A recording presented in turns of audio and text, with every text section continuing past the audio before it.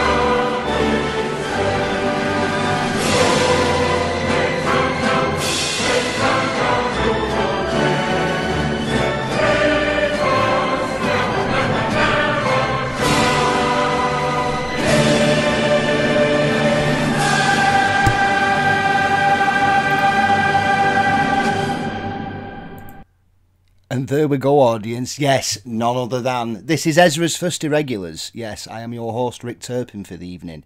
Today will be a celebration and a reflection, and hopefully putting our minds together, seeing where we're going next.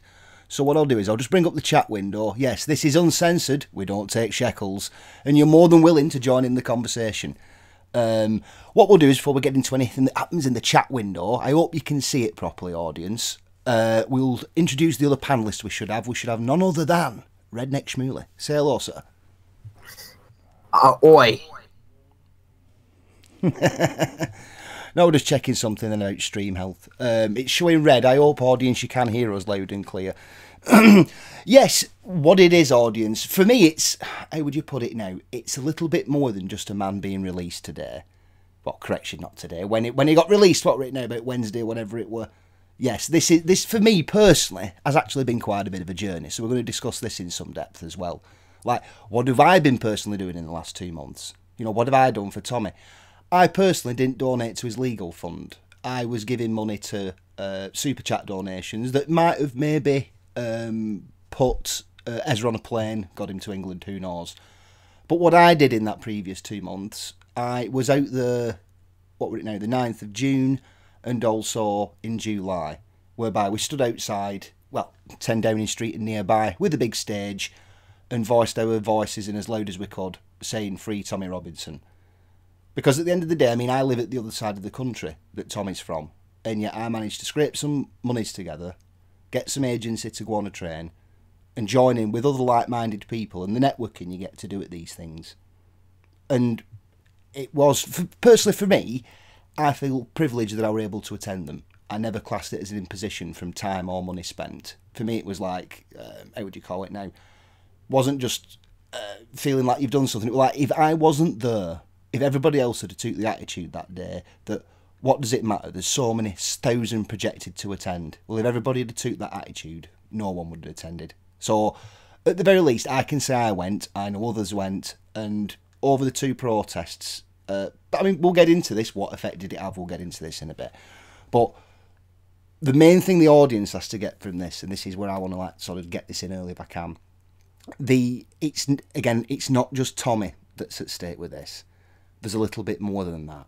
The fact that in his little trial in itself and the torture he's undergone, that's one issue.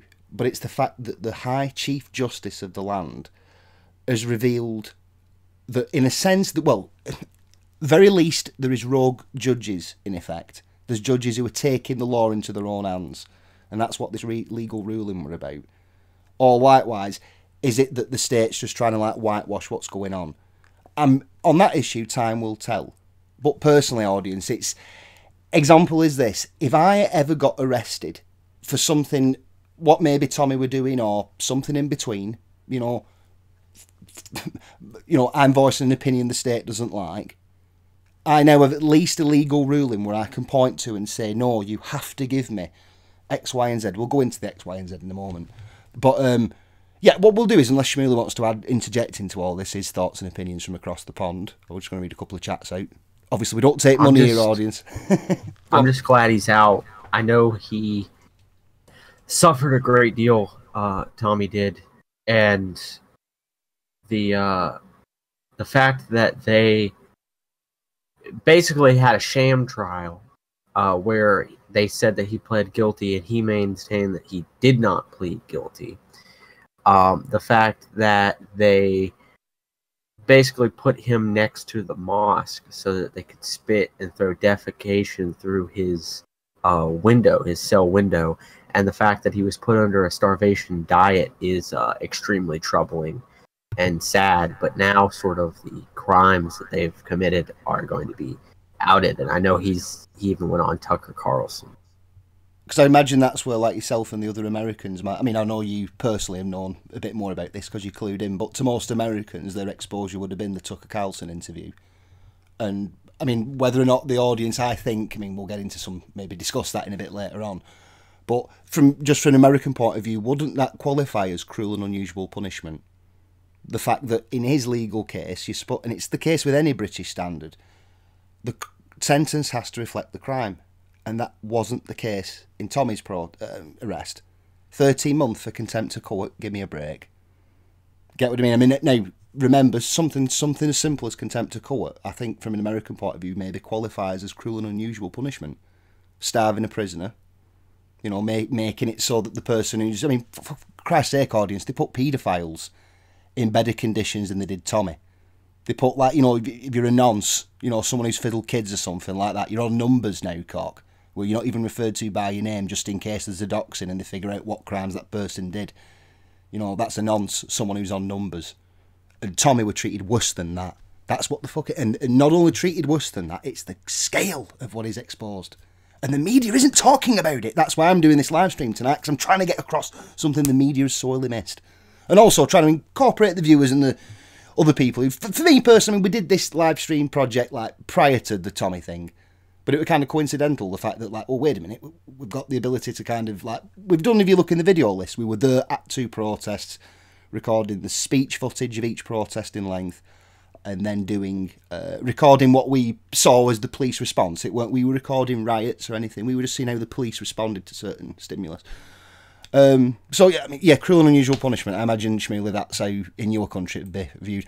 We've actually got quite a few people in the chat, so I'll just read out a few messages. I think it got... Yeah, here we go. So, anyway, Bernice K, I think that's how you pronounce your name. It would be great if POTUS offered Tommy political asylum. Yeah, good first question, because it links into the Tucker Carlson thing. What does Trump watch when he's at evenings? Despite the fake news saying he watches guerrilla programmes like Discovery Channel. Give me a break! He'd be watching Tucker Carlson. He'll go, hey, who's Tommy? Who's Tommy? And then we'll find out. And then he'll be like, right, grab that. This guy I'm granting asylum. Think about it, audience. He did it with Jada Franson and Britain First. Think about it. He retweeted something. That shows you maybe how much control he has over his own Twitter account, maybe complete. If there's something he agrees with, he might retweet. I'm hoping that's what happens. Greetings from North Indiana. Yes, greetings from the north of England. Yeah, where I'm from. Yeah, thanks. I like this global audience. It's great. El Chupacabra, the goat sucker.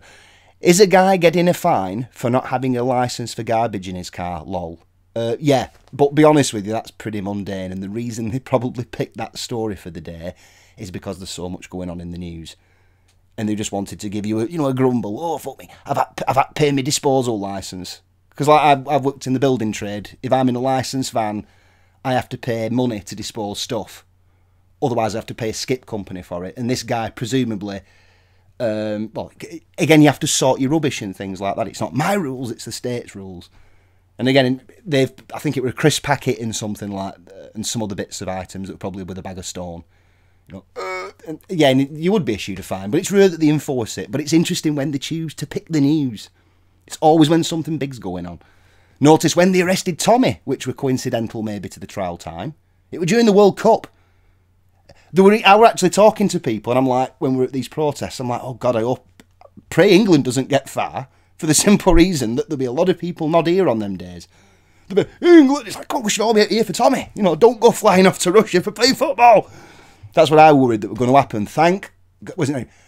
According to, the Shakespeare play, when he says, praise be to God and not ourselves for it. Like, thank God, it weren't our efforts, it weren't our shekels. Praise be to God who made this all happen, and Ezra and all the shekel donators and the protesters. Who else have we got? Chupacabra again says, Canada has multiple journalists in jail now since Iman Trudeau took over. Look what they did with Lauren Southern in England. Remember, there's worse people than her, and what happened? She got denied access in. This is what we're going to talk about as the show goes on. Like, not only we're going to celebrate how awesome it is, but like, where are we going next with all this? You know, don't let an opportunity go to waste. Remember, who've we actually, you know, he's got the potential audience to be the next Mandela. You know, I don't like Mandela, but like the idea, you know, the type. Let's just see if there's anybody else in Discord I've missed. Nope, just me and Shmuley. Like I say, audience, if you want to join in, click that Discord link. We're not just going to read out super chats. I just want to, not super chats, non-paid chats. Just want to get you all involved. Who else have we got here? Justin Archer's putting a man's life at risk twice for same crime is immoral. Many times has a paedophile been convicted twice, and they still just put him on numbers, and he's completely safe.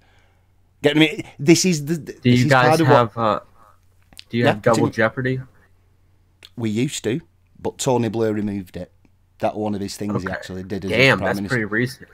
Yeah, that's only 1997 onwards. We had double jeopardy removed. So it probably that was 97 till later, so it could have been later on. So don't quote me, audience, but between 97 and when he got removed and Gordon Brown took over, double jeopardy was removed during that time frame. So that's one thing. They can do you for the same crime twice. So, but be honest with you, with Tommy's case, this is why I'm positive and I'm not panicking what's going to happen to him next. It's because he's already served time. Right, when you're waiting to be on trial, he's not been at home under house arrest. He's been in remand. He's been in prison custody despite not being fully sentenced. Or if he did plead guilty, it turned out that actually overrode it because there was no definition of contempt. Legal autism, I know, but technically he's already served time, and some of this unjustly. This is why if he is doing a legal trial to recuperate some monies, they might turn around and say, well, it wasn't a full time served, because you know what I mean, we don't have to pay you £1 million, it's only half because you only served a couple of months inside. So maybe this is why the state wanted to get him out quicker as well, audience, because imagine how much, not only public uproar, it must have cost millions.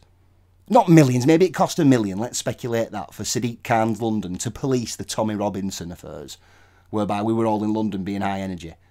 The police were probably thinking, like, we're broken, we're shattered. I know a guy, Protest One, who told me in confidence, but I'm sharing it with you now because we don't know his name, so it doesn't matter because I'm a journalist. He said 2 of his own friends who were policemen have left the force over this because they said if this all comes to light, the scale of what's going on, we're not going to be implicated in this. We're going to be on the right side of history. You know, there's people genuinely in the force who chose to, like, maybe foreclose a mortgage, incur the wife's wrath, all because it's the right thing to do. And I think this is why the state released him, because they know the amount of monies they'd have to pay if it was a full sentence that he got incarcerated for. So yeah, you're right, actually, putting a man's life is immoral, and this is why you should follow this up. Again, Bernice Kate, there is so much going on that looks unconnected, but it all comes together under government. Brackets, it could be local and national corruption and downright hate. Well, yeah, we're going to read you an article or two where maybe it covers up on that later on. Tommy needs to stay and save Britain. Yeah, that's the argument I use. I think I'm no better than a Syrian refugee if I left. I have been given, I mean, I'm sure Shmuley will signal against this, but I've been given offers to, like, you know, please come over, it's safer for you. But it's like, I'd feel no better than a Syrian running away. I wouldn't, In my heart of hearts, I'd think I'm no better than a Syrian doing this. You know, fighting age male in my 30s, capable of going to a protest without it affecting my paycheck too much. You know, do I trade off an immediate short term, oh, I've got my guns, I've got my freedom of speech, for the long term? God, I've abandoned the fight. But glory to the greater patriots who, if I do leave, glory to them for staying. El Chupacabra, oh yes, they tried to hide Tommy under other news. That classic mindset. This is why I read fake news every day in mainstream media, because you notice if there's a lot of sorry stories, a lot of puppy stories, pensioner stories, think, what are they trying to hide? So I'd go to other sources to try and get your news. Remember, Alex Jones has been shut down. One of what is it called now? What's his name? Avi Yemi, the Jewish Nazi, as they call him, a dingo from down under. He's had his entire Facebook page of 100,000k subscribers and probably money's connected, all gone because he supports Tommy. The amount of crossover this has in an international scale is unreal. Like, other people around the world are being censored because of their support for Tommy. It's insane. Yeah, Justin Archer's put, Goatman, hello everybody. Yes, Goatman, yes. Join the chat, by the way, if you're about. Well, more than welcome. It's called Double Jeopardy, Cruel and Unusual Punishment. It can get all your crimes expunged and your trial thrown out. Again, this is why the Americans have got that rule, because in the 1689 Civil Rights Bill, it says plain and clear, for 1689, what was cruel and unusual punishment? It's pretty bad shit. Now it's like, you know, oh, well, we can't starve you. Beyond, and that, what they did to Tommy, breached our modern conventions of what's cruel and unusual. The fact that it's normal for a paedophile to be given complete anonymity, fed to the full, kept away from anyone who wants to kill him, black, white, or somewhere in between, faithed or non-faithed. They'd go to great lengths to do that, but oh, poor Tommy. Literally 42 pounds in weight loss from eating tuna. I'm not saying, audience, we all do the bloody tuna Tommy diet. You know what I mean? But I'm just saying that's cruel and unusual by modern standards when they treat paedophiles and rapists in a better light. That's why I get angry about that. Due to the arrest, more people are waking up. Yeah, you're right, Goatman. I mean, this is the thing. How many? I was there at Protest 1 and 2. I've been involved in this kind of shit behind the scenes and in between since, 18? I'm now kind of a bit older than that, a lot older than that. You know, I'm a boomer by some of your standards, audience, if you're young'uns. But I've been around for, better part of 17 years in this kind of, background and scene and stuff. And I've never seen a greater time when not just us old Brits are waking up. People from around the world are literally doing it. And it's interesting how support's coming from around the world as well. It's not like, well, that's a British legal trial. What's that got to do with my paycheck and dollars? Or your Canadian dollars? And people still did it. They're still willing to support a cause from abroad that has nothing to do with them. You're safe in your house. You know, Tommy being arrested ain't going to affect your paycheck. But people still did it. So today's not only thanks to everyone who made this happen, but also thanks to those who actually went out protesting, those who went out and they might not have been able to go out and protest. You might live across the world somewhere else. You might be busy, you might have a family. But they went, let's make a few clicks, and they give some money in some way, shape or form. They made this, everybody made this happen. You know. Oh, continue. Getting censored over this, our website, because of posting a lot of free Tommy related things and posting about the links with pedophiles and law enforcement, and our website got censored on an entire continent over that. I'll just turn you up, Max. Sorry, you're a little bit low there. I'll boost you to 100 odd because it's a bit low. That's what's even weirder, isn't it? Like personal stories and all this. Like, say, the media organisation that kind of affiliated with, check out regionalistpodcastnetwork.com, audience, for more information, got shut down in the European Union. Do you want to fill us in more, Max, on the details on that one?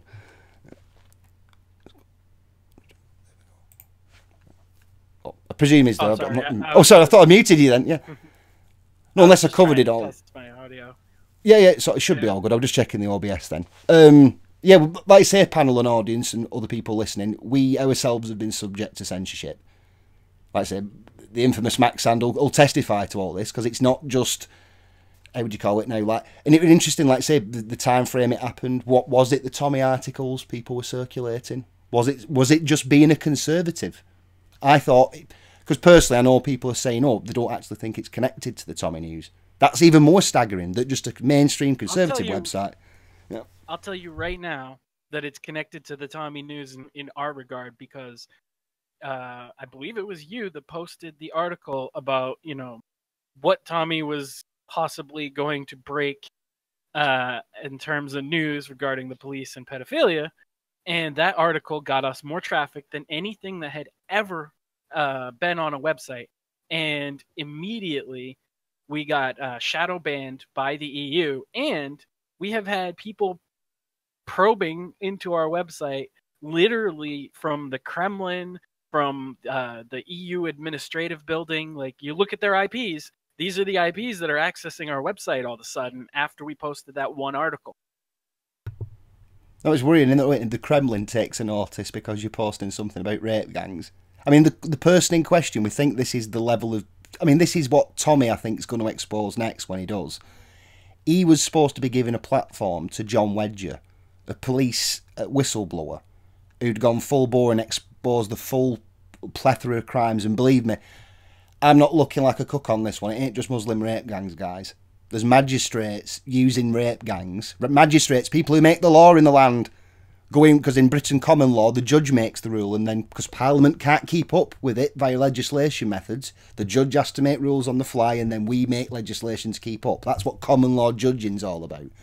And we've literally got the same people fiddling kids on canal boats, and the police knowing about it and not doing anything because, oh, it'd rock the boat. And this is the only problem, the idea, and this is why it's dangerous kicking the can down the road. Because like John Wedger proved... So it's another thing rocking the boat? Oh, another thing rocking the boat, yeah. I mean, it's dangerous because, like you say, I mean, John Wedger, I mean, this is the case with corruption charges. Let's say I whistleblow on my chief of police, if I were a policeman, say. They cannot restrict my pay. They cannot go around and, like, then intimidate my family until the case is concluded, at which point they can say we fire you or counter the claim that you would be in libel or defamation. Instead, this guy had no pay for 3 years, thrown in prison occasionally for literally doing nothing but, like, he had what right now, blacklisted from every newspaper, because you have to, if I want to talk to a newspaper, you ring up the editorial desk and then you tell them your story, and if you're well known, like, or if they know you, like, you know, bump me up, I've said the code word, you get to talk to the editor. Every time he did that, they just blacklisted him. Because he was exposing not just the fact that some of these grooming gangs were operating in the open and the police were covering it up. The fact that there was like high-level magistrates, judges, people who were like, you know, known... I mean, look at the Jimmy Savile case. A known celebrity with the Yorkshire Police Force in tow were giving him complete carte blanche to do his activities. There is no way when he were having dinner with the chief of police on a regular basis that he wouldn't have seen what's going on in the background. And this is something that Tommy had scratched the surface. And I know, I mean, I don't know whether the audience knows. Yeah, you might have seen the chat today. Some of the people in Ezra's show were saying, oh, it's all a scam. It's all, what is it now? They always say it's Zionist control and stuff. It's like, guys, let's say he is. Let's say he was someone who were there just to cause a problem. Well, guess what? I think, let's say he is a controlled opposition person. They've just let their own person go to prison, technically, and be starved. And be honest with you, I think, let's say he is. He's uncovered something via this John Wedger and other things that's really scratching the surface. So let's say Tom is there to go, race bait, we don't like Muslims. Well, hang on, just through his own information, he's proved it isn't just Muslims. This is why I know people go, oh, Jewish control of everything. With Tommy's case in particular, it's interesting because people go, oh, look at the level of Jewish subversion with his background and who he associates with. And it's like, right, well, let's say, for instance, Jewish people are, for argument's sake, bringing people in. Aren't people accountable for their own actions? Isn't the guy raping your kid, whether or not a Jew brought him in or not, or whether or not Tommy's paid by a Jew, doesn't stop the fact people on an individual basis are raping kids and other things. I only bring this up, audience, and it might sound anti-Semitic. The British National Party, and of all people, the British Constitution Group, unbelievable. They literally, you post an article about, I did this, and back to the article Max is mentioning, about exposing all this John Wedger stuff. All they could do, every accusation, he's been around a Jew, or he's got Jewish friends, and it's like, guys, I'm not being funny, it's called mutually aligned interests. There's a problem with grooming gangs, there's a problem with this. You might not see eye to eye on everything. And literally people are going, well, he stood next to a Jew, that makes him working for him. Like Ezra Levant, his own, Tommy's family said, please can you come and oversee this legal trial? It's not like, oh, because people literally say, he's his Zionist handler. I mean, I know that, I mean, we've got statistics on other things that Jews might be involved in. Yeah, carry on. Let me put it this way. You know, we've been critical of Jewish influence and Jewish power on our website, among any number of other things, right? But why is it this one thing where you're talking about pedophilia going up the chain of command in the British government? Not just some fucking migrant immigrants, but the actual government employees are involved in grooming gangs. Why is it when we post that, we get massively censored from every fucking direction? Why is that the fucking difference? If it's oh well, if you're critical of Jewish power, you're gonna get banned. Why didn't we get banned then? Why did we get banned when we posted this? I mean, it doesn't make any sense. I mean, what also baffles my mind is... Oh, before you continue, the only... carry on. Yeah, I'm sorry. I've heard people who are kind of woke. They would consider themselves like woke on the JQ, right? Like they're basically just anti-Semites, and they speak ill of the conservatives. They think like the people who say that there's like a massive pedophilia problem among the elite. A lot of these sort of anti-Semite types try to just say, "Oh well, it's just the Jews," right? They just want to blame the Jews on it, and it's absurd, right? Sort of the Alex Jones type people. They might be a little bit, out there, but they're dead right when it comes to people in power engaging in pedophilia. It seems to be a thing that just happens when you have a corrupt state. I mean, like I said, it'd be interesting to see how many of the judges and magistrates who did this, what their ethnic background is. But let's presume they're white, and like I say, it's accountable actions. Well, let's say, because literally it's embarrassing. I think what it is Nick Griffin, who's putting a lot of this propaganda out there that, oh yeah, I mean, I'm not being funny. I know, I think he follows me on Gab or something. Hello, Nick, if you're listening. But it's kind of true, because I've seen this from that party and from the British Constitution group, who were supposed to be a mainstream group, by the way. They're not renowned as being football hooligans, all that skinheads or anything, all that, extreme nationalists.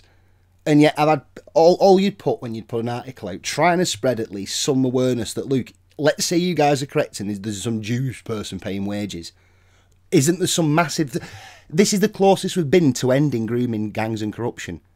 Are these like I say, these people who literally think there's a Jew under every rock, are they literally saying, it doesn't matter about that now, we're that close to achieving our goal, we need the purist thing, we need to edge cook, Tommy deserves getting raped in prison. I've heard them remarks and it was shameful. People actually, Tommy deserves rape for this. It's like, hang on, he's not actually broke the law when it comes to it. Us 20,000 who went out did this under the ground that we knew he were correct in our hearts. And anybody who's legally minded knew it were wrong, but it was like the facts had to play out. So there were 20,000 people on faith alone going against the convention. I've seen it myself. People saying, he broke the law. You support lawbreakers. Don't be such an effing autist. The fact that he hasn't actually broke the law and you all look like idiots now for not supporting him on the first day. And now literally you've got the purists, the people who are like, everything has to have a Jew under the rock, suggesting that we're that close to winning. No, we need purism. Nope, out of the window. You're not doing it the way we do it. Excuse me, guys, anyone listening from that mindset, how many electoral votes do you have? And who have we got? Tommy Robinson, other people of this ilk, who are potentially going to be the next... Potentially could be anything from between MP or leader of a new party or anything.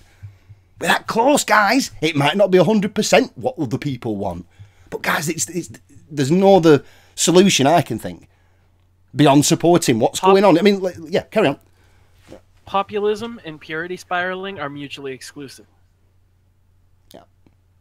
You can't do both. Like, if you want a purity spiral, you have to accept that you're not going to have populism, and therefore you're always going to be in the minority, and you're not going to win politically.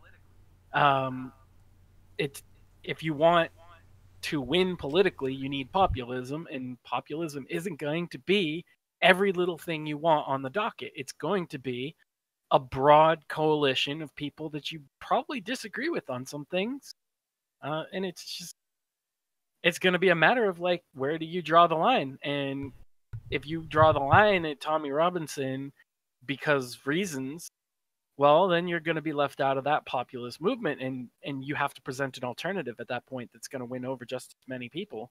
And I don't think the people purity spiraling actually are capable of doing that. I mean, how many of the detractors, how many of the people out there who say, like, oh, you shouldn't be protesting at the top? I mean, example, we think overall that this Tommy Robinson, by the way, does go against the model, because there is the idea that activism is gay, on the whole. You know, we would take that kind of model sometimes, but in the Tommy Robinson affair, it were like that was the only logical recourse. You know what I mean? We weren't out there purity spiraling that day. There were a lot of people from a broad background, all united. I mean, I spoke to other people, and it seemed to be the common idea. I'm there because I want the justice applied equally to all.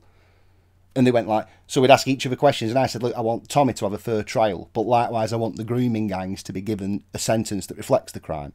And what you've had is I've had case studies that come in front of me where it says mitigating reasons, like Ezra might have mentioned. There's reasons why you can be let off for a crime. Of all the reasons that mitigate a crime, they said because his wife doesn't speak English. So someone who's abused kids, who should be on numbers, in solitary eating the canteen food, you know, prepared by someone who's impartial and unbiased because someone needs nutrients, unlike Tommy, who were told, you're liking your meal, aren't you, bro? And it's like, oh shit, I have to eat tuna until this is over. Good job they got him out when they did. Imagine that if he'd have been starved to death in prison like that. Because think if he lost 42 pounds this week, he could have lost another 42 pounds, and then he'd have been clinically underweight.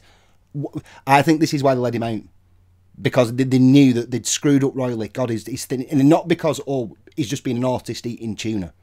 No, because he knows if he eats the food given to him, it's probably poisoned, been pissed on, shit on. You know, you put your thing in your brackets. And again, this is all I want, audience, and this is what I suppose maybe American friends, maybe we're all nuanced on certain stuff, aren't we? But a common thing that binds us all, justice applied equal to all.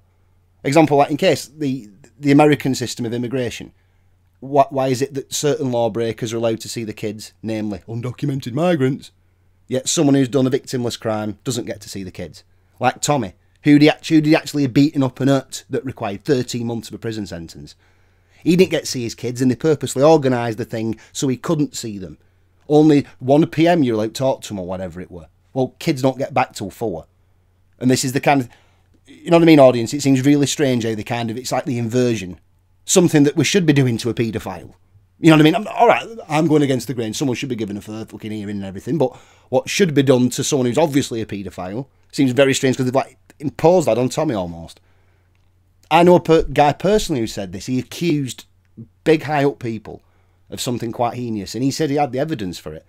And when it came to shove, they said to him, I will get this on tape, audience, by the way. I've got a guy who wants to do this, and he's very keen on doing it. I'm just trying to make sure he don't dox himself, because he's an old bloke. He doesn't care at this point. He's in his late age, and he said to me, mate, he says, what are they going to do? He said, I'm already on a pension anyway. You know, what, they're going to fucking kill me? I'm fucking several years past the biblical tell point. I'm like, fucking salute you, sir. And he's willing to come on here, and we're going to maybe record it, maybe do a live stream, and he'll give you genuine details, facts, names and faces. People behind certain crimes, and you're like, so what were the result? Well, guess what? They've just inversed the punishment on him. You know, the thing that he was saying you've done, they were like, right, well, we'll throw you in jail and do worse to you than you've accused us. Unbelievable. I mean, again, this is what I find staggering about the Tommy stuff. It's not just his personal struggle and plight. It was the fact that God has kind of saved us all from this. Now that he's exposed this level of madness that's going on in the criminal justice system. I'm lucky, audience, I'm autistic. So if I were in Tommy's position, I imagine I'd have had an intervention a lot quicker than he got one. But that's fucking all the big grace of God, I'm autistic. It's a shame for him that because he's a normal guy, and the entire state just steamrolling on him. And how many people, audience, let's spur a thought for those who didn't make it. Yeah. If he wasn't already famous, they could have done this. And they could do this to you, you know, random listener who doesn't have a giant Twitter following or a political movement behind them. They can do this to you if you allow them to do it to Tommy. And it doesn't matter if your beliefs are completely different than his. If you say this is okay, what you're saying is it's okay to do it to you too. It's just normalising it, innit? Because they said, oh, it's all right, let Tommy rot in prison. What, for not doing a crime? When it's their time to serve the crime, they'll be the first ones to go, isn't someone supporting me? I don't have to worry as much now, audience, and I can sleep a little easier at night, knowing that, well, at least if I do get this sort of rushed out, thrown in prison business, I know there's at least a ruling from the Lord Chief Justice, the highest law in the land, saying this is what's expected of the trial. I could go in, if they said, what's your opening statement? I'd just read out Tommy's thing and say, you can't do that to me. Might be worth audience that actually thinking about that. If you ever do get done for anything like, you disagree with the state on an issue, you're exposing, as a citizen journalist, thought grooming gangs, you can now print out that document and at least read that as your opening and say, well, at least I know you can't do that to me now, it's in the record, is a possibility. I'm just trying to think of how, again, they could do this to any one of us if they wish, but at least now we have the documents to back it up that this isn't the case. You can't give me a kangaroo court. You have to give me time to prepare evidences. You have to give me time to call character witnesses. Because it's like a sliding scale, and right? Yeah. If he wasn't Tommy fucking Robinson and he was just football hooligan number 3, we wouldn't have any of that. Yeah. And then where does it end? Because then, like, it will just, like we've seen on social media, they took Alex Jones out. When are they going to get Stefan Molyneux and other people? I mean, what line will it be drawn? Because then there's no way of getting your story out at that point. They've censored our website. We couldn't get it out. Yeah. They recently censored Augustus Invictus, a friend of ours, and his website. And they banned the people that ran... Literally, all their crime, according to Facebook, was that they ran his webpage and posted articles from the website on the webpage. And they're banned permanently off of Facebook.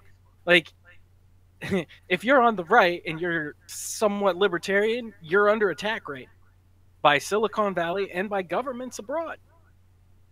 Yeah, because it's not just awesome Facebook lefty has gone, I don't like these guys. It's like literally had the Kremlin poking the noses in behind the scenes. What are these guys exposing while we drink our vodka? Well, and the EU administrative building was probing our website here and there. So, and I can go further. We had the alt libertarian movement Facebook group completely deleted by Facebook recently. We've had, I mean, censorship on right libertarians has been hot and heavy this last month, and if you haven't noticed, you haven't been fucking paying attention. Not only that, we had and Rick, and you know, a couple of our guys have had issue with him, but the fact is, Chase Rachels got completely doxxed, banned off Facebook, everything else. You know, he got fired from his fucking job, and he's an ANCAP, for Christ's sake. He's very liberal in his opinions on some matters, isn't he? And yet they even banned him. I mean, it's a little bit like that Avi Yemi, literally a Jewish comedian who had a shul cap on, an Aussie flag round him. Or even that didn't get him out of a banning, where he's lost 155,000, 105k viewers and subscribers from his Facebook page. I imagine that's a big hit in his wallet too, because there'd been AdSense and other things linked to that. And yet, this is what I'm saying. You can show your race card, you can show your credentials, and say like, "Well, I'm pretty liberal in some mindsets." That will not spur you the wrath of fake news. Also, like I mean, so the fact that this guy now Chase Rachels is They don't care if you pull your libertarian. I'm just a libertarian. I just believe in freedom. They don't care. You're a Nazi to them. It doesn't matter. It doesn't matter because if you're on the right and you think that there might be a little bit too much immigration, you're a Nazi to them. And that's all they care about. And they will do anything in their power to destroy you. I mean, whether or not you are actually look at Milo. Nazi. Look at Milo. I mean, I know he's a bit like, obviously, maybe not for everyone's palate, but even his little gay card doesn't get him out of that. You know what I mean? Look at what about the people who associate with Tommy. There's one of the interviews Ezra did were good because it showed that guy who was an ex-Muslim. Now, this is mad because the people who made an article that we'll refer to in a bit, a group called Hope Not Hate, who supply statistics for the British government, are the same group that not only classed that guy who walked out of Islam as being a hate speaker, they also classed people abroad who are trying to advocate for making Islam more... No, it's a nuanced argument, I know, but there's people out there who want to reform Islam, who are saying, guys, let's just do a reformation now. Let's just have a look at the book and see if it's compatible with the world outside the Middle East, which they'll find quickly it's not. Or at least, you know, make it apparent, you know, this is something... Whatever. The point is, the Hope Not Hate are classing people who are trying to reform Islam abroad as hate speakers. And literally there's people been arrested, tortured and stuff just because this group has decided to label someone abroad. And again, it might not even be fully true with their accusations. Remember, it doesn't toe the line. You might have an Islamic reformer who we'd say, get out of town. That's called reforming. Not enough for the left. Unless literally the most fun. We've had a tour in Britain, it was insane. The Mercy of... The clue's in the name. The Mercy of Allah tour. Whereby they go around talking about what will happen to you if you don't get Allah's mercy. And they had a pantheon of hate speakers. There's no other way to put it. I mean, I don't like using that phrase, but when there's people talking like killing people because they have a disagreement with you on something that might be or maybe not real, you know, provide me some evidence, we might start taking these claims seriously. They can't do either of them. And yet you've got people going around doing tours hate speech in Britain, protected under our law. Notice why people choose Britain as an immigration destination.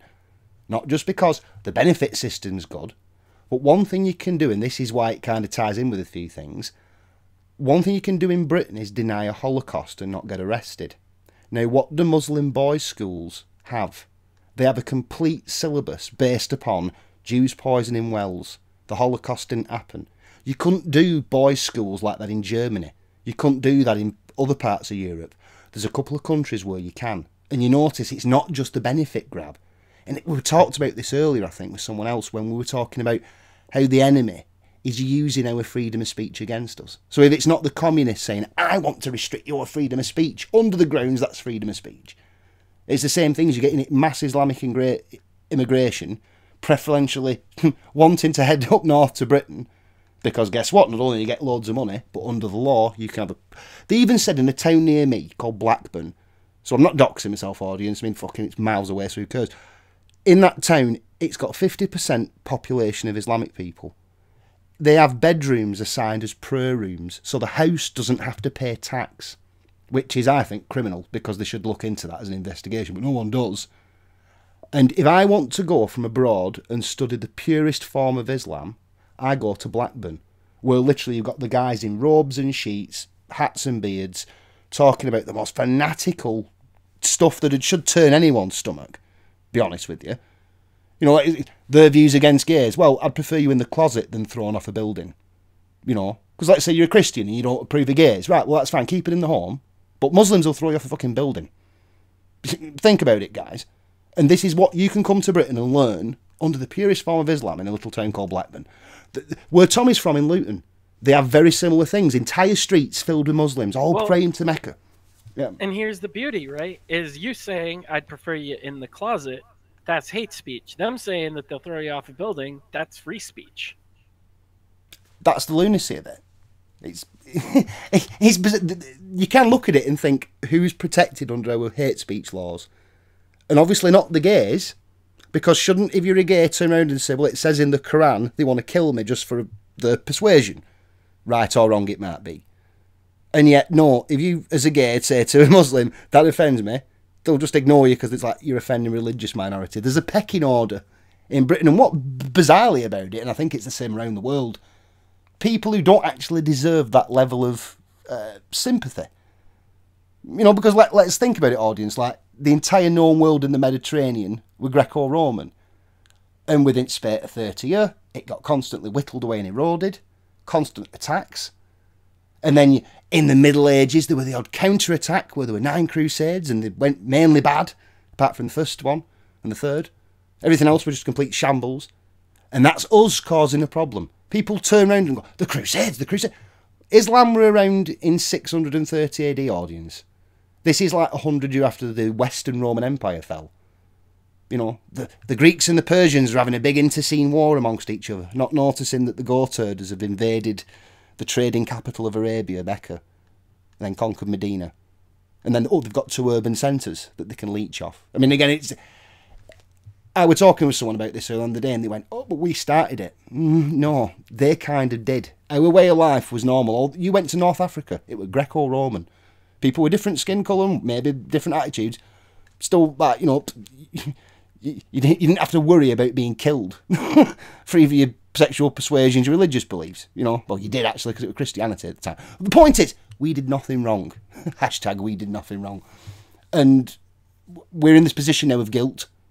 We're in this position now where the mainstream media, I mean, unless you've got more to mention, Jack, so we're just going to read an article before I forget, because I'm just looking at the time, then I want to read a mainstream media article, very short one. But this is what real quick, I just wanted to say I actually have to go. I wanted to just jump in real quick and congratulate you guys on over there on you know, a job well done, because this wasn't just the efforts of Tommy and Court.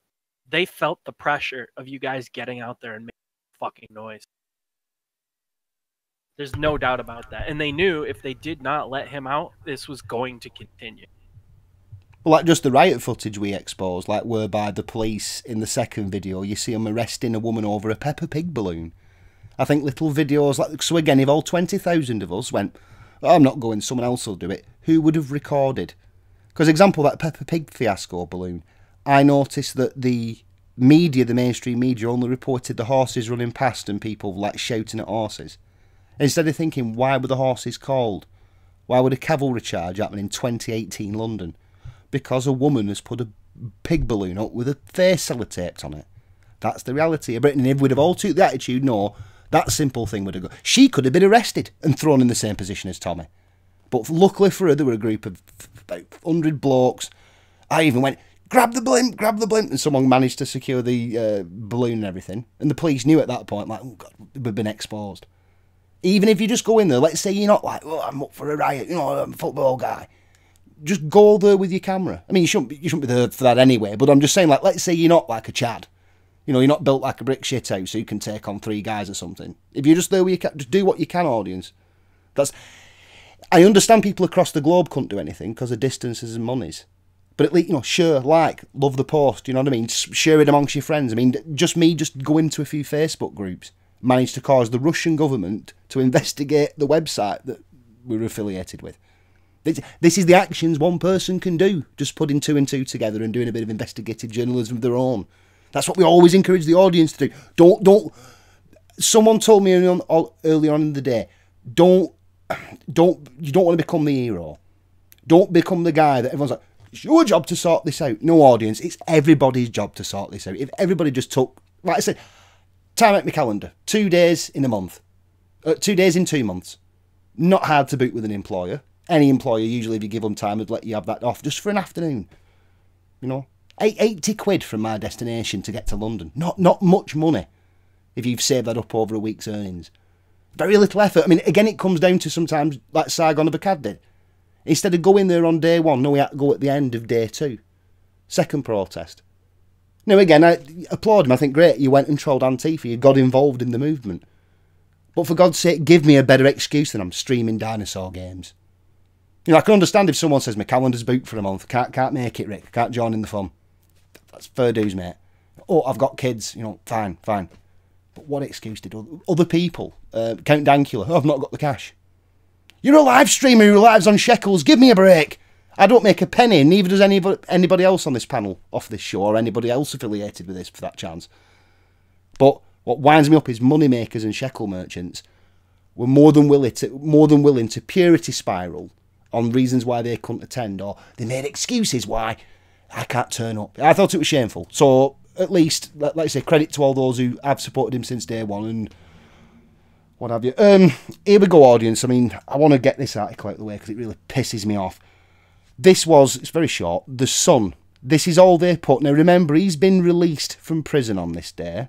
They've got front page articles on meaningless dross, something that affects nobody apart from a few celebrities. But what do they put? Tommy Robinson. Oh, it's called Lout of Order instead of Out of Order. Tommy Robinson is a nasty thug and a grandstanding idiot. Well, that's a nice way to begin an article, isn't it? This is mainstream media, guys. This is The Sun. He is not a freedom fighter, nor is he the hero he is made out to be, in the sewer which social media has become. So does that mean then that their own Facebook articles and posts are subject to this same sewer mentality? Or do we have to trust them in the mire of social media? In all the effluence and vomit of the social media? Do we allow the BBC to rise to the top of it? I mean, that says itself about journalism, if that's the best argument they can come up with. Nor is a reporter fearlessly exposed as an establishment... hang on. Let me get it back now. Nor is he... No, this is strange, this. Nor is he a reporter fearlessly exposing an establishment cover-up of rapes and grooming gangs. We've just been talking about this, audience. How just Tommy and a few others were exposing extreme levels of corruption, and the best thing they can say is he's a, in brackets, journalist, a reporter. He's a self-styled citizen journalist. Like, that doesn't lend credibility to it. You know, I'm at the scene recording a terrorist event. They'll use that. They won't turn around to someone who's like, you know, oh, recorded a terrorist attack and say, that's not real news. Sorry, mate. They'll play that footage. They'll show you that stuff.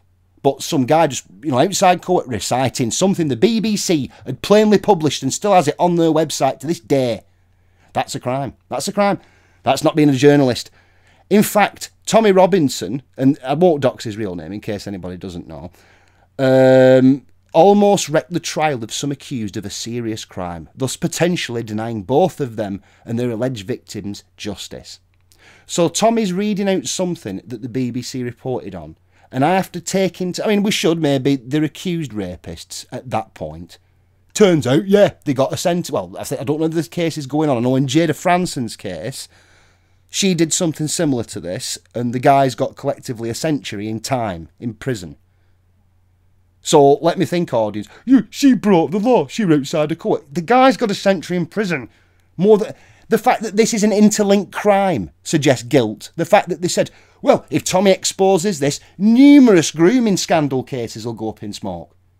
Well, doesn't that imply guilt in itself? Get these names out there. Let's start putting the dots together. For God's sake, even for the sake that our children are safer knowing the names of these people. Makes sense. Jesus! Sorry for me blasphemy there. Yesterday, he was free. Now, remember, audience, Ezra's gone into detail on this, and it's kind of true. Tommy did nothing wrong. Keep that in mind. Complete miscarriage of justice. Yesterday, he was freed on appeal over his contempt of court. Supporters say he was locked up too hastily and for too long. That's what the effing court document said. That isn't someone's opinion. That isn't, some right-wing thugs. Let's open a can of beer. Tommy's spent too long in prison. That's what Lord Chief Justice of our land said. Not the opinions of some... Give me a break, audience. This is what winds me up. Because I don't like calling myself a citizen journalist, personally, but this is the level of contempt that they have for people actually exposing the truth and then mislabelling it. Give me a break.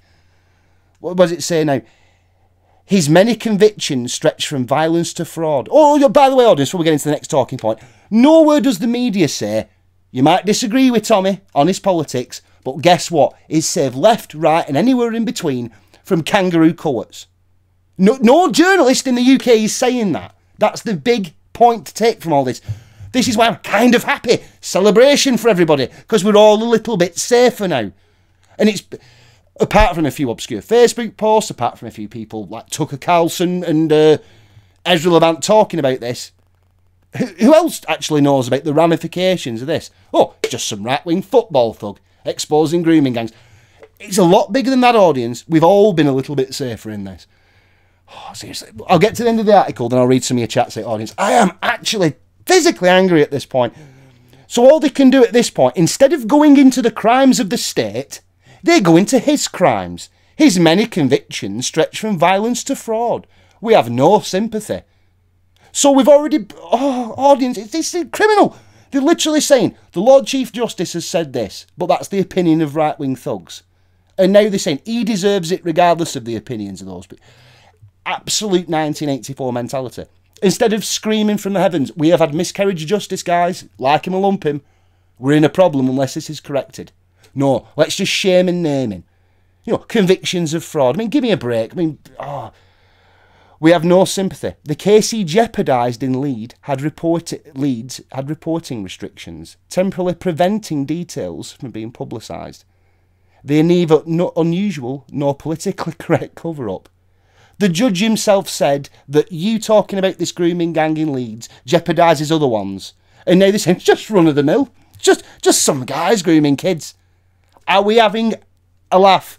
And this is the country I have to live in, audience. This is the place that I call home, and it's scary. So because, he's jeopardised a trial of some guys, which might be rape, who knows? They're to avoid prejudicing and collapsing other trials linked to it. Tommy blatantly flouted them, was in contempt and admitted it. Yes, our legal system... Now, this is scary, audience. This is propaganda now, not journalism.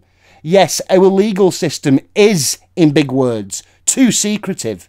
On this occasion, it was crucial in the interests of justice. So the government, basically the paper saying, your government can't be trusted. But in this case, it were, because some unfortunate asylum seekers, they've been accused of rape, and this guy's talking about it, despite the fact BBC has got a full list of names. No, that's too bad. That's jeopardised something. Why are they not prosecuting the BBC, Sky News and other people who reported on this? Why is it only him? This is... The whole trial is exposed. They were trying to get him for... And the mainstream media, that is the son of all people, literally parroting back, well, the government might be secretive. But in this case, it were a good thing. So I'm not supposed to know, because from their perceptions, it's a good thing that I could be whisked through a back door, where I could be subject to within 5 hours an accusation, no time to prepare, and then thrown in a cage.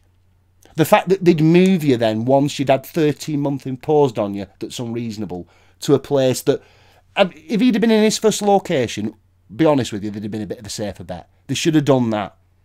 By doing this in itself now, it's made people like myself quite angry about this, knowing how what lengths they went to get someone who was not... I mean, it's because they're covering their own ass, audience. Imagine you're in control and you know Tommy Robinson's going to expose the fact that magistrates were shagging kids on canal boats. I mean, I personally wouldn't be in that position. If someone said, right, you have to be in charge, but you have to swallow, you have to take this pill of whereby you have to cover up everything you've ever seen, allow this to happen. These aren't white lies. These are, we have to be quiet about aliens or something. Oh, we can't let people know about the scale of terrorism. Literally, they're covering their own ass because they're probably complicit in it. That's where it's scary. This is going to lead to bigger things, audience, and this is why I'm so positive on this. The fact that it's not just us Brits who are, we've freed Tommy, everything's a bit better. It's the fact that people in Dingo Land down under, people in the United States, Canada, for mutual reasons, we're all aligned, and they're all saying it does feel a little bit better now. The fact that we are winning. Think about this, audience. Years ago, think if Hillary Clinton had got in charge. They'd have literally arrested people who thought like this. And now we're in a position whereby, feeling good about your country's actually normal. Or it should be normal. And if you disagree with it, you're in the wrong now. Example, we had a Brexit. A bit different than the American election, but likewise, we had a Brexit, and the majority of the voters involved, so it's completely populist, more votes count, equated. It weren't representative, it was 1-for-1 voting, and we won that referendum. And yet you've got the mainstream media saying 30 councils have projected that there's going to be riots, not just from Brexiteers if we don't get our way, but if they have a hard Brexit, lefties will protest. 30 councils have already made contingency plan over riots that are potentially may or may not happen. And it's pretty scary, the level of fear and indoctrination we're having in Britain. And it's kind of... Oh, carry on. I don't understand, why they're so invested in staying in the European Union. I don't understand their... what do they as a person get? I just don't understand pension the money. Motivation. All the House of Lords get a EU pension. So any Lord advocating against the EU knows I'm going to lose money, but it's the right thing to do. I said I'd rather have freedom living as a pauper than live as a well-off and as a slave. I don't want to be in a gilded cage. It's not, obviously it's not like the posh lords that are going to go out and riot, right? It's the just the average leftist. I just don't understand their motivation, and I have a hard time understanding the motivation of people like that, because they'll go out and defend these things that it's like, well, John, what do you gain from the current world order? What do you gain from the EU? What do you gain from? Because they were sold a lie. All these kids today have been told it's World War II, World War II. We need to all be united. Well, let's say that's an argument. It shouldn't be under the grounds of an unelected dictatorship that dictates foreign, domestic and economic policy across a broad area that's not thinking about you. It has to meet that average. So I'm Polish, I want security, freedom and not Nazis running around because we all have to be European, don't we now? It's great, but how does that affect you? And usually it means, well, your legislation's put down from you on high. Unlike America and Britain, where legislation is brought forward in the House. This is why I'm so against the EU, audience. It's an unelected dictatorship. The executive branch, the EU Council, the EU Commission puts forward legislation to the Parliament that, for the brackets hashtag Britain advocated for. In the original documents, there was supposed to be an unelected... All this was done behind our backs. It was only because the British in 1979 said, we will never join this unless we have at least a forum to discuss this shit. And it was thanks for we never get credit for that. That any democracy that the Europeans advocate for and say, isn't it such a great right we have? It was thanks to us Brits. And we never get any credit for that. No, we're always maligned, told that you have to pay more. A divorce bill. Well, what kind of jackass looks at World War II and looks at like the cluster? I don't want to say the F word on here, but the problem caused by World War II and the correct takeaway that they get from that, what shall never be repeated, is not like individual sovereignty and rights and having elections and stuff like that. No. They think, right, we need to have an unelected government in Brussels rule over all of Europe. That is their takeaway from World War II, that we need to unify all of Europe under one unelected government that's not that now has nuclear weapons, by the way. France is the only contributor. This is why Brexit. This is why the left. This is another reason. EU pensions. All the politicians and lords have one, and they'll lose it. But the EU personally loses out on our nuclear weapons capability. Because think, as part of the nuclear armed caliphate that's to come, or the nuclear armed communist superstate, we've halved nuclear weapons capability in Europe. We've got nuclear missile submarines. We've got other items of interest, and the French now have to bear that burden now. And this is why it's terrifying. Like you're saying, we're trying to repeat the mistakes of the past. Why would you have an unelected, unaccountable institution handing legislation down on high, calling themselves a high authority? They're not gods. They made themselves a Mount Olympus, and they're even the symbol. It's a bull, wasn't it? A woman riding a calf. You know, we're not getting esoteric and Christian now, but for God's sake, they should know better. You know, an unelected institution, even outside their own building, has a really negative biblical metaphor going on in the form of a statue. To then literally, play to the reputation of, suppressing everything and now letting immigrants in and having a nuclear armed caliphate or communist superstate. Unless we have the third option, guys. The European guys all get their heads together, which I think is going to happen next. Because Steve Bannon said this is all part of a process whereby it's happened in Italy. It's happening in Viktor Orban and Poland. Brexit's happening. Very crucial to all this. The European Union is going to fall apart very soon. There's going to be financial collapses very apparent very soon because Britain's income from all this has stopped. Hence why they need the divorce fee.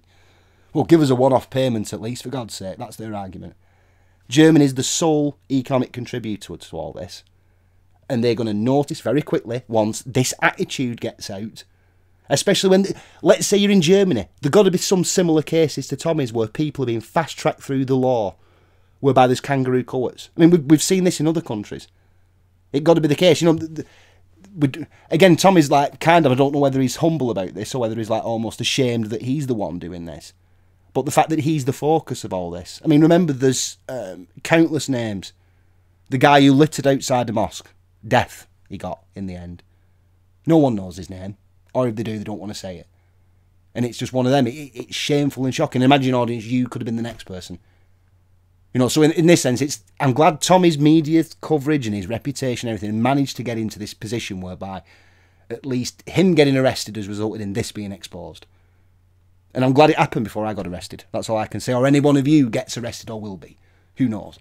But always keep this in. We're going to win, audience. This is the thing. The European Union is going to fall apart very soon. Around the world, various people who are populist, nationalist, people who just care about tomorrow, want justice applied equal to all, they're all waking up. The fact that a lot of this money raised weren't just from UK people. That's where this is... Seriously, man. Things like everyone goes, we're trying to be how do you call it now? Populist, care about... I think this is bringing us all closer together, frankly. Be honest with you. I think if there is a situation whereby we're going to have a world that's a bit more peaceful, I think it'll be run by people who care about freedom, personally. I think it will be that kind of mindset. People who just think there's each of our countries, no matter how different our cultures are or whatever, there's a standard that we're trying to get across. The standard truth, justice applied equal to all. Where a nation state can decide its own rules, its own taxation, its own sovereignty. This is all for grabs, audience, and this is why it all involves you. No matter where you are on the planet. You're in Canada, get out there to some anti-Trudeau rallies. If you're down under in Dingoland, follow, do what you can. If you're in United States, get out there to a Trump rally. Because every one of you who goes, I can't turn up, there's probably 20 who do the same. Make your numbers count. Your voice heard, because this is the time, guys. This is where, not being, Rick's LARPing again. Watch him, he's had a few beers. It's not that at all, audience. We're so close. And this is why I was going angry at the purists earlier. We're so close. And yet you're willing to squander it over my principles, which are what? Something that's not completely accurate all the time. You know, some of their arguments do hold water in certain areas. You're thinking, oh yeah, I hadn't noticed that about them statistics. That's an interesting one. But to accuse that, well, Tommy's standing next to a Jew, that means he should have been raped in prison. Give me a break. Give me a break. Because wouldn't these same people who are being purists go, I deserve a free trial. I shouldn't be arrested for saying some wrong thing. You said you were going to do that with Tommy. You thought it were funny. And various other Facebook groups, they thought it were hilarious to just sit on the sidelines and take the piss for 2 months. Not lift a finger and laugh, going, he's a Jewish agent, he deserves a raping. Well, guess what? We've been vindicated by both the law and our actions. And I'm sorry, guys, but if you don't change tack pretty quick, you're going to be left behind in the wake. So I want to end it on that positive note if I can. What I'll do is I'll briefly read, I'm sure you're all bored to shit from this. I try and keep it entertaining as I can. Let's have a look. Gortman said, Max Sand said, who was on the show previously, you did it, lads. We all did it, lads. Everyone from around the world helped us in this endeavour. He was worried about Muslim cooks poisoning his food. That's the sad reality, because his prison were 97% Muslim, so even if there would have been a white guy, chances statistically is he couldn't have probably cooked the food anywhere. That's why it was dangerous from being there. Benny's case put again, John Wedger might not be all he seems. You need to look at the Red Pill Phil's timeline on interviews regarding this. Ooh, I like a bit of a mystery. I'll do that for you later on. I'll have a look. And you never know, we might change to attack next week. God damn it. It's all been a scam. You need more research on Brian Harvey, ex-East 17, regarding John Wedger. Again, we will do some deep diving more on him, but I thought we did sufficiently enough. I'll have to chastise the scribe for not getting me more intel on this. Now, Justin Archer's put, leftists are very anti-Semitic. Yes, the Corbyn business in Britain at the moment, that's pretty messed up. The fact that all the Jewish newspapers... They're a bunch of Corbynist Jew haters. Yeah, well, actually, I'll get that up, actually. That's reminding me. Thanks, Alex. That'll be our outro. Now, remember, audience, when it plays, I'll do a disclaimer. We're not being anti-Semitic. We're just sort of getting this idea across. You'll enjoy it. I'm sure you will. It's Alistair Crowley mentality, what's going on. Leftists are very anti-Semitic. In Berkeley, they were debating hiring a person who posted hateful comments about Jews like Ashkenazi, and they tried to act like just anti-Zionism, not anti-Semitism. I've noticed this actually about the British mainstream media. They don't differentiate the two. Like, they were talking about like attacking Jewish shops in this thing. And they went, well, the Zionists supporting, like, that's like supporting the racists during apartheid. I'm thinking, fuck me, what world are we living in where Jews are now the bad guys? In the sense of... Because think about it, audience, in a very short space of time, the Labour Party proved this. For a long period of time, the Labour Party were pro-Jewish, pro-working class. In a short space of time, within 10 years, there's been mass migration. Every year, the Jewish community loses every generation, the Jewish community loses 50% of its previous adherents. Muslims breed 1 out of 7 to new British births. The Labour Party is just trying to incorporate a new elector base. And their problem is the left. Think about it. You can't have gay rights and Muslim rights. You can't have Zionists and you can't have fundamentalist Islamic people. And Labour took the option of let's side with the fundamentalist Islamic people. What's that resulted in? A complete Jewish backlash in the media. It's funny. It's funny in its own regards. There's various levels of humour in all this that I just find hilarious. It's the Alistair Crowley mentality. Yeah, Gortman put dem Jews. Yeah, there is statistics, and we will go into them because we want to be impartial. We've said on this on various occasions, we are impartial to all viewpoints, meaning that we do criticise people if they're in the wrong. And we might do something on that. Again, it's not anti-Semitic, just to look at facts. So keep that in mind, audience. People conflate Zionism with the Illuminati's group that seeks to control, if you read the Albert Pike letter. Yeah, there's so much levels of... I'll tell you what would be interesting. We'll try and get on a friend of ours who's very into his esotericism.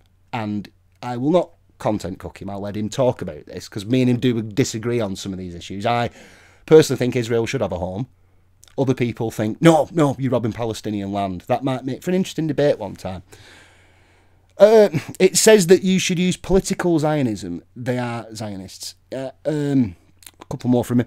I know several women with absentee fathers who have been locked up. They don't get to keep their kids in jail with them. Yeah, exactly. This is the thing. Tommy, it's okay for him not to see his kids, but it's wrong that Hernandez, who could be child trafficking... Remember, the Democrats, the left, love child abuse, and they seem to be advocating for people who may or may not be parents of childs who might not be theirs. That's child trafficking or child abuse, you know what I mean? But they have to be with the kids. Wonder why they think like that. He would make his own liberty secure, must guard even his own enemy from oppression. Failing to do so would establish a precedent that would reach even to himself, Thomas Paine. This is why we do what we do. I mean, remember, some of what we say...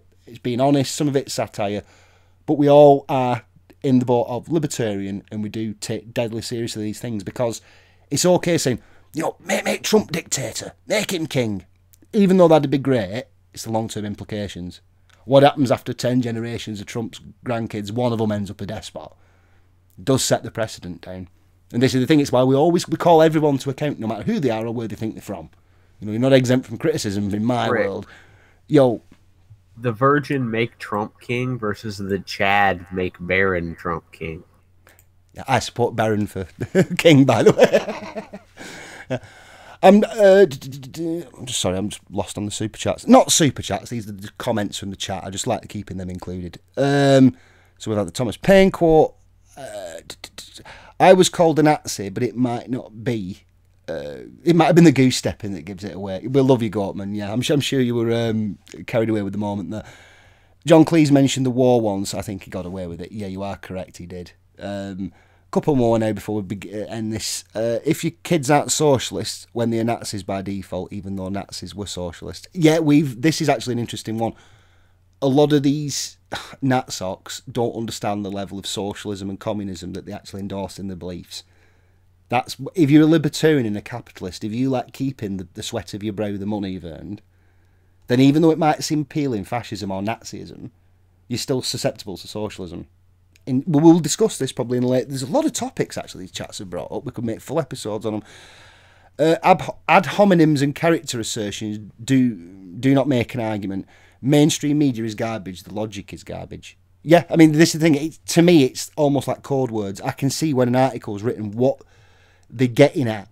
The fact that they use a character slur because they can't answer better, or making it that it's an opinion rather than saying it's actually the legal standpoint of the judge. You know what I mean? That sort of stuff.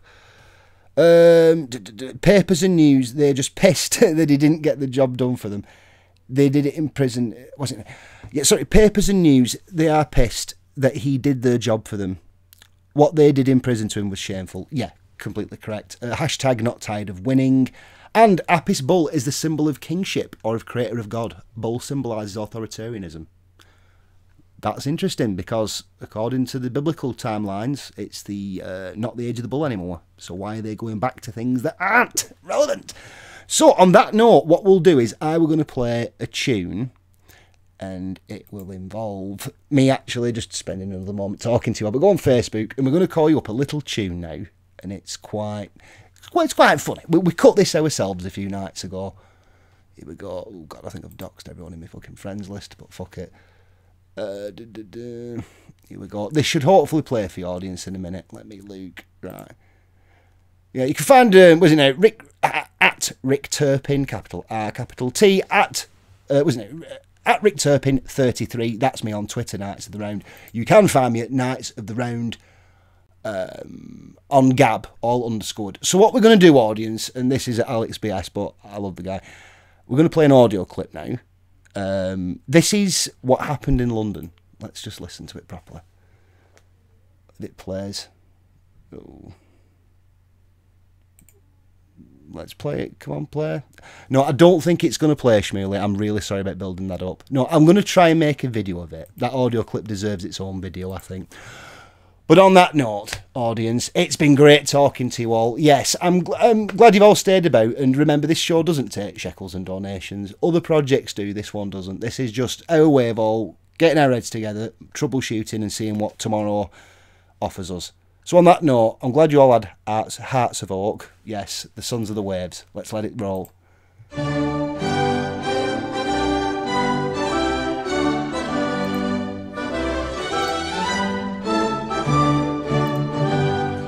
cheer up, my lads, 'tis to glory we steer, to add something more to this wonderful year. To honor we call you as free men, not slaves, for who are so free as the sons of the waves? Hearts of oak, our ships, jolly tars on our men, we always are ready. Steady, boys, steady. We fight and we conquer again and again.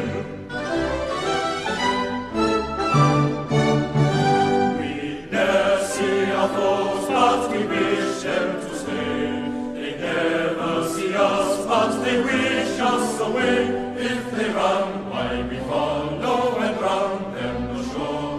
For if they will fight us, what can we do more? Hearts of oak are our ships, jolly tars are our men, we always are ready. Steady, boys, steady. We fight and we conquer again and again. We'll still make them feel and we'll still make them flee, and draw them on shore as we draw them at sea. Then cheer up, my lads, within one heart let us sing. O soldiers, O sailors, O statesmen and king, heart of oak are our ships, jolly tars are our men, we always are ready. Steady, boys, steady, we fight and we'll conquer again and again.